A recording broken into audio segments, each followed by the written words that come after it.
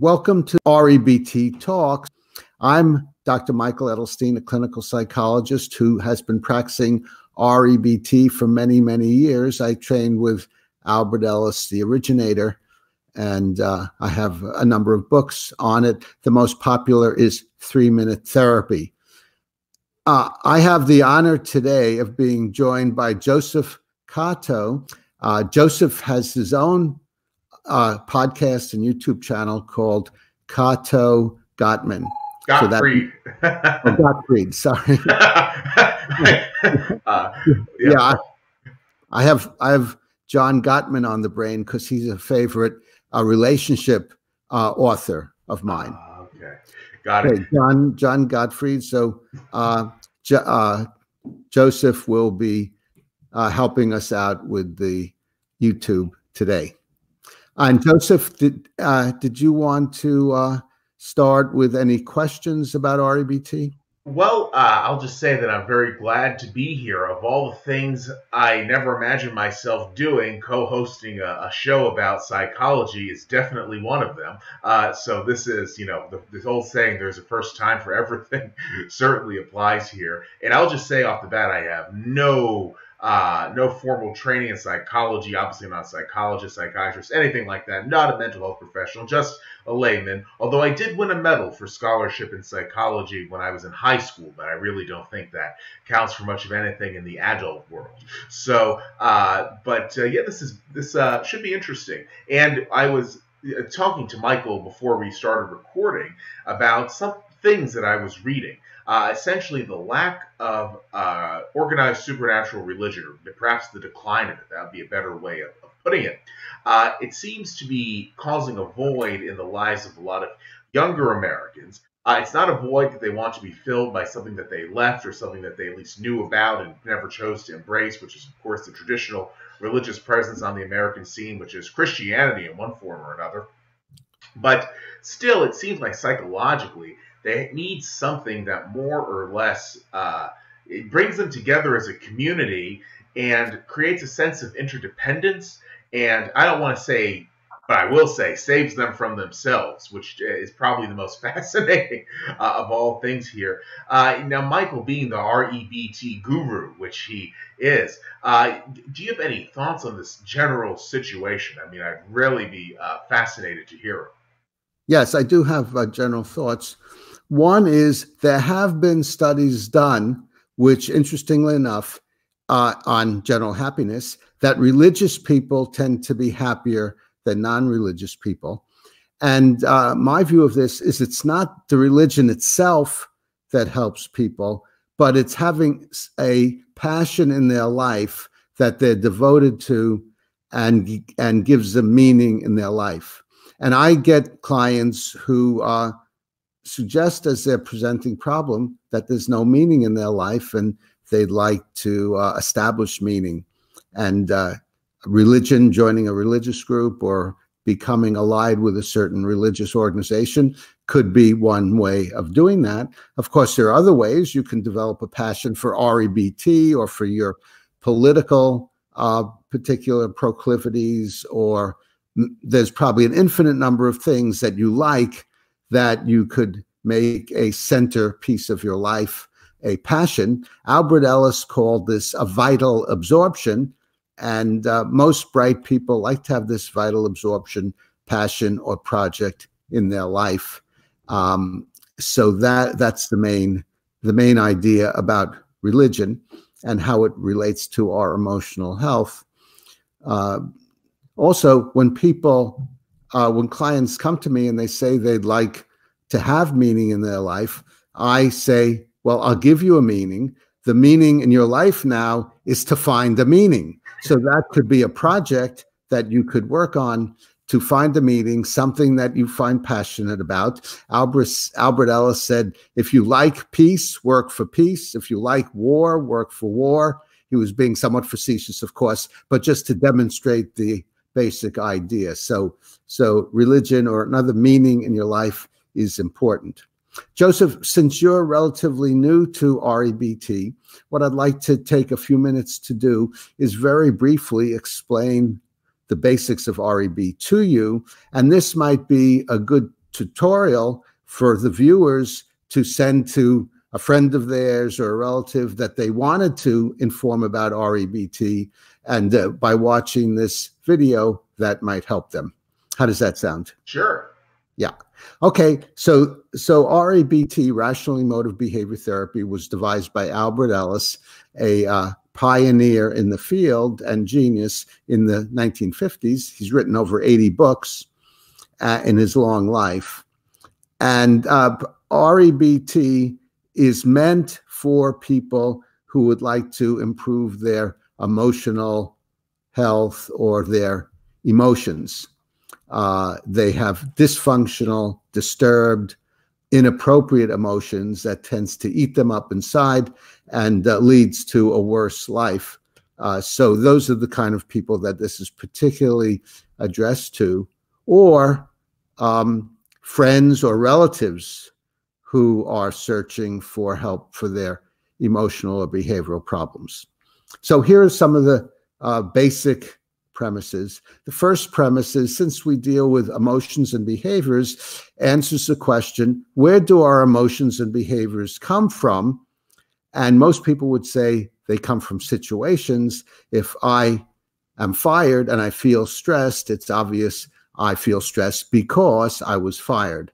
But that's not how we work psychologically. The way we work psychologically is it's never situations themselves that cause our emotional disturbance or our self-defeating behaviors, but rather it's our thinking about those situations, the ideas in our head, our beliefs, attitudes, what we tell ourselves about these situations, not the situations themselves. So if I'm stressed about losing my job, it's because I'm telling myself, this is awful, this is terrible, I won't be able to pay my rent, that's very bad, I won't be able to afford the apartment I'm living in, that's going to be very, very uncomfortable, etc. So it's those kinds of evaluative statements that lead to our emotions. Now, REBT goes further to say the kind of thinking that leads to disturbed emotions, anxiety, depression, and anger, come from a particular type of thinking, and that's thinking in terms of demands. Musts, shoulds, supposed tos, have tos, demands we put on ourselves, others, and situations. For example, I must do well and get approval, and if I don't, I'm no good. Or you must treat me well, and if you don't, you're no good. And finally, in impersonal demand on one's life, life absolutely must be fair, easy, and hassle-free. And if it's not, then my life is horrible. I'll be miserable forever.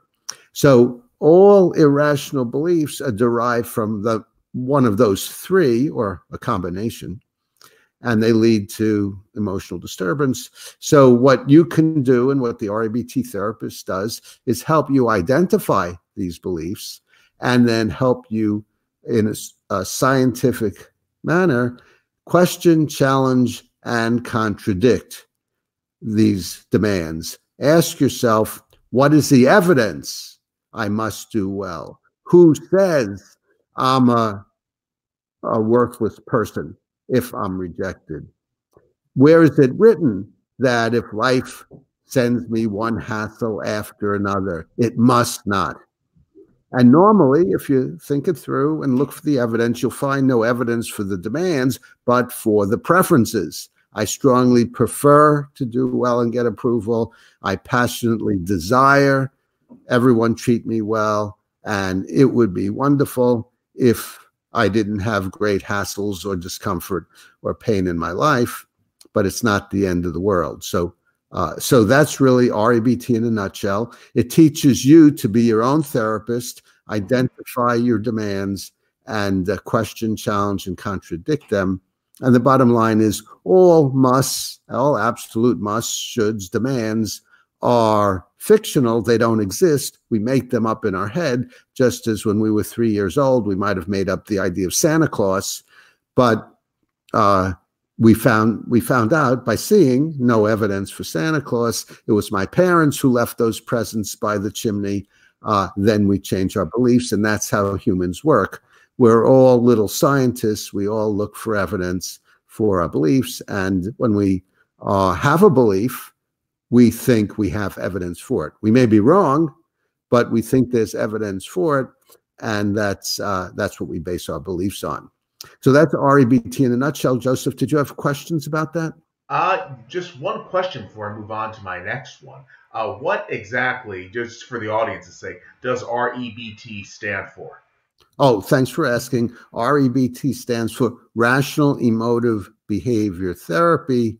Albert Ellis started out by calling it rational therapy, and then he realized, well, we're helping people with their emotions, so he called it RET, Rational Emotive Therapy, and then his last update was adding behaviors because we're helping people with behaviors also. So it's REBT, Rational Emotive Behavior Therapy. Talking about things that people invent in their minds, as you were mentioning, and then treat them as real for whatever purpose. There are a lot of, I guess, speaking about younger people, again, I guess that's our theme for this episode. There are a lot of younger people I've seen on both ends, one could say the political spectrum, who really want certainties in life. I mean, they really want them. And typically that leads them to adopt one radical perspective or another. You know, it could be some ideology, secular one, or it could be some theology, whatever. Typically, if you're on the right, it'd be more the theology, perhaps accompanied by a political ideology. If you're on the left, you just make politics your traditional religion, or the religion of your ancestors, more or less. It fills that void. But there is now a real kick, it seems to me, for people to have simple, easy answers to complex questions that, from my point of view, have no simple explanation. But people really want this simple explanation all the same. And it seems that the desire for this causes a great deal of stress in the lives of these people who would probably hate each other because they're so different from each other. But in reality, they have this similarity that they just want everything to be 1, 2, 3, and that's the end of it. From your REBT perspective, what do you think about this general state of affairs? Yeah, okay, good question, Joseph. And this will help me illustrate a concept I mentioned, and that is we all have a drive for certainty, guarantees, knowing what's going to happen or knowing what the best decision is. But that in itself doesn't cause stress. The desire for certainty, the preference for certainty doesn't cause stress. That causes motivation to try to get high probabilities, since there is no certainty, but get high probabilities and do research and experiment and things like that. But when people have a problem with certainty, and many of my clients do, they escalate that desire for certainty into a demand, a need. I absolutely need certainty. I must know for sure if I'm making the right decision. And if I don't, it's horrible. So this leads to anxiety, depression, indecisiveness, and these are common problems. So the solution is to show yourself there is no dire necessity for certainty. We live in an uncertain universe. Reality is reality, not what we think it should be. So the solution is to work on unconditionally accepting uncertainty and doing the best you can without living in a certain universe, and being happy, even though you don't have certainty that what you're doing is right or what's going to happen about what's going to happen tomorrow. And Does that make sense? Yes, it does. And I guess as we begin to wrap things up, this will be my third to last query. Say there is, and I'll try to give an example that could apply to anyone, irrespective of what they actually believe. It's just a certain person, perhaps with a certain predisposition when it comes to behavior and psychology, as well as life experiences.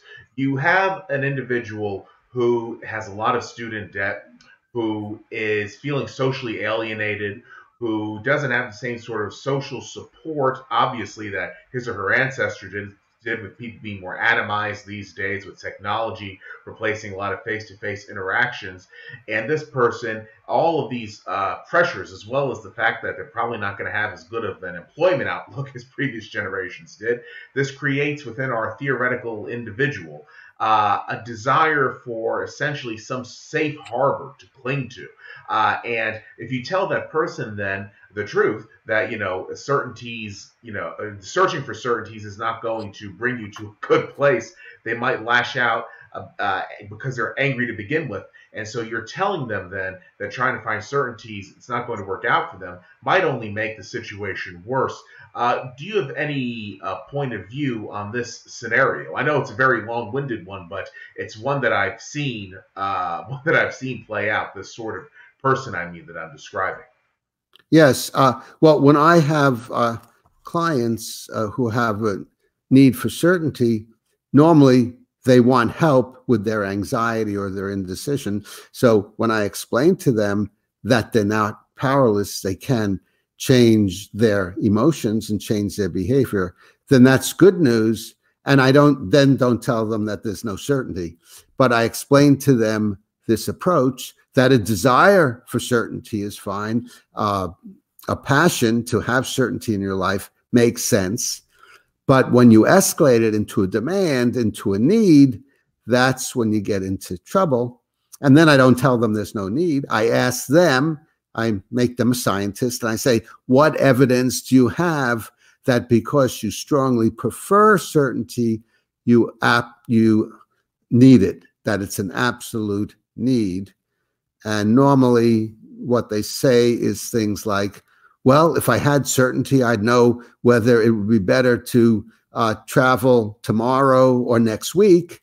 And then I say, well, that's why it would be better to have certainty. You see, you're escalating that it would be better into a dire need. But what's the evidence that because it would be better, therefore it's an absolute need? And sooner or later, they get the message, well, it's not a need, it is just a desire. So actually, they told themselves there's no need for certainty. I didn't. I just led them to it by asking them for evidence for their belief. And then I tell them the most important thing is to question, challenge, and contradict this dire necessity that you invent in your head again and again and again and again. This is not one trial learning, but it takes practice and reinforcement like learning anything else that's meaningful. It takes practice and thinking about it and going over it. And then I teach them what I call a 3-minute exercise that helps them do it. Does that help? Yes, it does. And before I ask the second to last question, I think I might have said the search for certainty is a bad thing. I don't know if I actually said that, but I might have said it by mistake. What I meant is that you have an absolute desire for certainty and it overrides.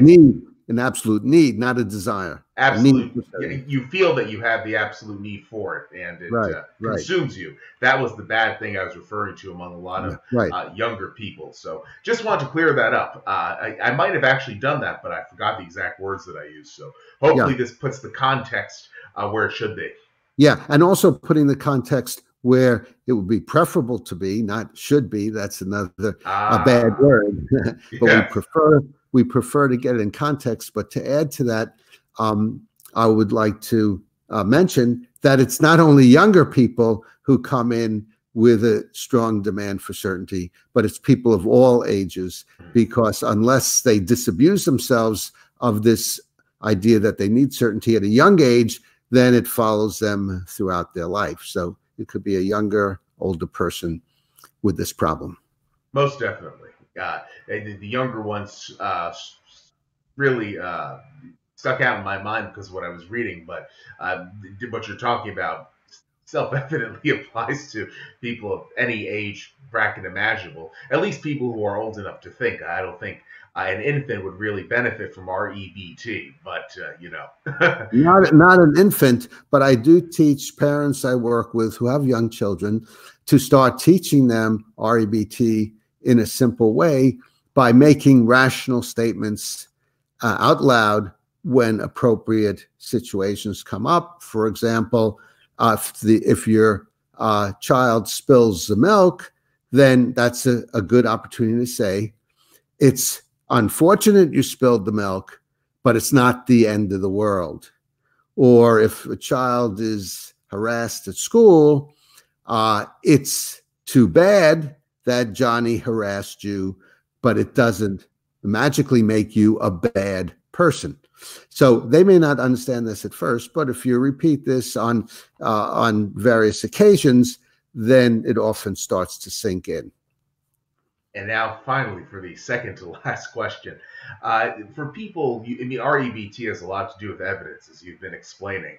But for people who operate based on faith, and they're open about that, and it's not necessarily faith in a supernatural religion. It could be faith in some sort of movement, faith in some sort of ideology, even if it's only on the individual level. But for people who have faith and they are honest with themselves that they don't require evidence to believe what they believe, they might then say, well, you know, REBT trying to help me find evidence to solve my problems ultimately, or to try to bring some form of resolution to them. That might be a better way of describing it. That really doesn't apply to me because I'm not interested in evidence to begin with. What would you say to that sort of person? Oh, great question. Great question. I like the way you're helping me flesh out the REBT. So this is another important point. And there are three ways to dispute irrational beliefs or beliefs that lead to disturbance. The first is empirical. What's the evidence? And I was focusing on that. But there are two others. The second is logical. Does it follow logically because I prefer that you treat me well, therefore you absolutely have to? And the answer is it's a non sequitur. A preference equals a preference, not a have to or a must. And the third, which might be most appropriate in this case, is the pragmatic. Does having this belief work for you? So if we're not talking about evidence, we're not talking about logic, we're just talking about you feeling better, then that's appropriate. Does it work for you? And if whatever the belief is that you're saying is unfounded on fact, it's just faith, question is it working for you in your life? And if it is, then I have no problem as a therapist with it. And normally, if it is working for you in your life, you wouldn't bring this up as a problem in therapy. So that's the third one. So by the way, my favorite questions of yours were just one last question. I really like those. Well, I typically tell people whenever I'm speaking with them, when we're at the last three questions, I say first to last, second to last, and finally the last one. So it lets them know that things are wrapping up. If there's anything else they wanted to get out there, this would be a good time to say it. It's never good, in my opinion, when you have a discussion and things are left unsaid or sort of unsettled. I'm the sort of person that likes for people to be able to express themselves fully, so long as it's, my favorite words nowadays with censorship being what it is, reasonable and responsible. Very good, very good. I'm on board with that. And I usually end the videos in a certain way. So before I do end it, do you have any final words you'd like to say? Just the last question. One last question. Very good. Yes. We finally counted down from 3, and now we're at 1. What would you say, I suppose, to someone who is interested in REBT, but they've been burned by, I guess, stuff like Freudianism or the works of Carl Jung or something like that? Not to castigate these psychological pioneers, but there definitely is a lot of skepticism about psychology in general because some ideas from these pioneers, which are now outdated, but still the legacy of the ideas lives on. That's probably the best way of saying it. And this being my first, episode co-hosting with you, I would really like to hear this because it's something that I hear a lot from people. They sort of judge psychology from the perspective of perhaps its worst excesses. So if there's anything you have to say about that relative to REBT, please go ahead. Yes, certainly. And you sort of apologize for castigating these pioneers. Actually, Tommy and I have full videos where we castigate Freud and one where we castigate Jung. So I'm very happy to hear you castigate them. Now, one of the things I'd say, there are various things I might say depending on the context and the person and what they're trying to get at. But one of the things I might say is that REBT is very, very different from traditional therapy, whether it's Freudian or Jungian or other kinds of more modern therapy. This is very different. I think of the REBT as education, not therapy. I'm really a teacher. I teach you concepts and methods you can use on your own to overcome various problems in your life and daily problems. So this is something else, a different animal. So I suggest you try this as an experiment and see how it works for you. And then either they can make an appointment for therapy, or they can read one of Albert Ellis's many books or one of my books and take it from there. All right. Well, I obviously am not the sage here. I am the everyman or layman, as I said at the beginning of this discussion. So I really have no comments other than to say that it was a great chat, and it's good that we're able to address quite a few of the things that we did in such a condensed period of time.